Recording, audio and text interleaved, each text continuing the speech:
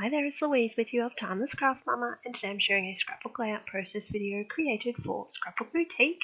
And I have decided, on advice on my YouTube channel, that I'm going to create a double page layout.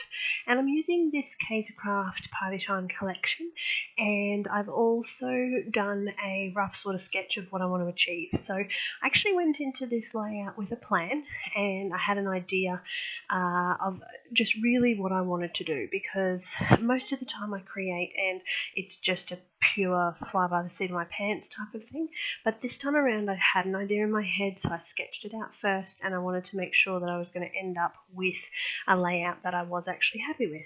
Now, you'll probably notice that I don't do a lot of double page layouts, and that's not because I don't like them, it's just that it's more out of my comfort zone and not really my style.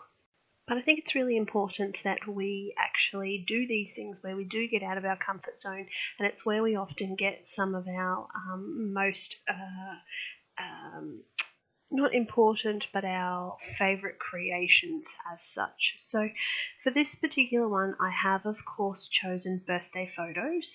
So these are from when my boys were 1, which was a couple of years ago now. But they hadn't been scrapped, and I'd sort of been not avoiding them, but I didn't really know what to do with them. So for this multi-page layout, which was a special request from a YouTube viewer, so I hope you're enjoying this.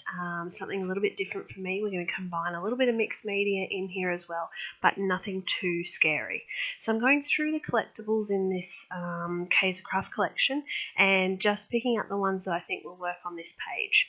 Now, off camera, I've gone ahead and I've glued down the sheets of paper that I've cut, and I've also primed some of the areas of the paper with some clear gesso, just because I'm now going to use my distress crayons to add a little bit of background colour with the packaging technique.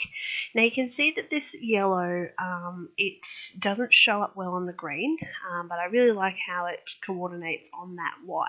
So we're just going to dry that a little bit and then add some splatters as well. So this is a separate Kaisercraft mist, and I really like the shimmery kind of shine that it leaves to the layout.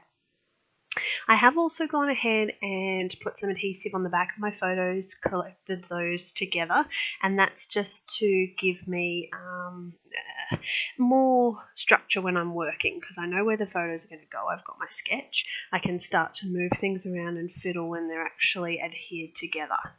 So this paper that I'm cutting out is actually what formed the basis for this layout. I wanted to use some of the sort of Project Life pieces around the page to actually give me not only a title, but some of the descriptive elements of this particular page.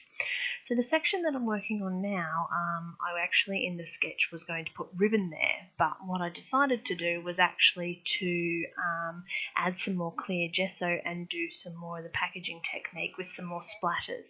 And I think in the final product of this layout, you really do get a lovely sort of I wouldn't call this mixed media, but you get that sort of watercolor kind of background where there's just a little bit of color added, just to sort of help that layout pop just a fraction.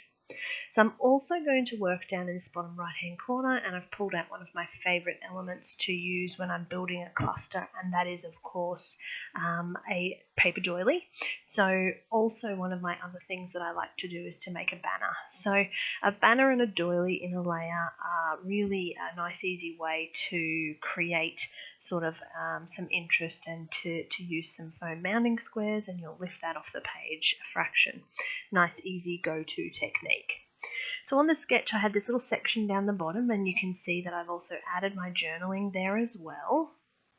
I've also added a couple of flowers and some of these chipboard pieces, and the final layout is complete. So I hope you enjoyed seeing me create a double page spread today. Don't forget to check out Scrapbook Boutique for supplies used in this video. Thanks for watching.